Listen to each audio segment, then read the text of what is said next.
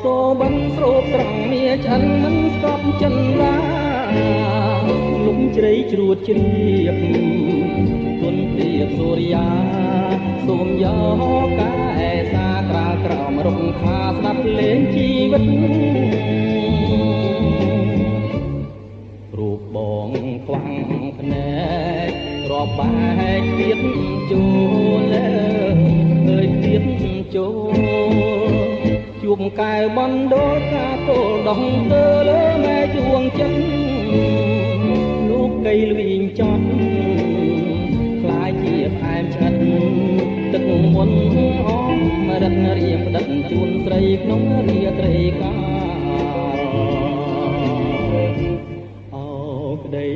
សង្ឃឹមអោលៀងរលឹមពីមេឃរឹងសូមជួយជឿឆាហាត់ភាំងក្តីធ្ងន់មិនមែនស្រាលស្រង់លើកំរាលដែលក្រៅសំរាំក្រាបសូមពរជ័យកាទុំយំសោ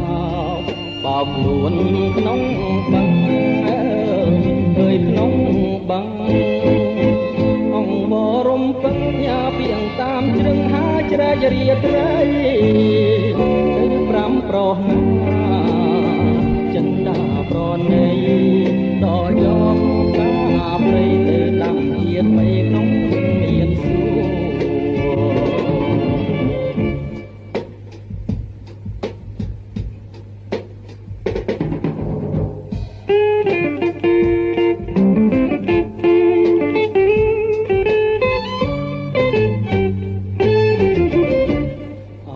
ក្តីសង្ឃឹមអោភ្លៀងរលឹមទៅមេឃតទឹមសូមជួយជឿឆាលោហិនខាំងក្តីធ្ងន់មិនមែនស្រាលត្រង់លើកំរាលដែលក្រាលសំរាមក្រាបសូមពរជ័យ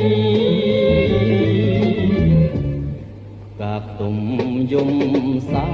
កបោកខ្លួនក្នុងបឹងអើយក្នុងបឹង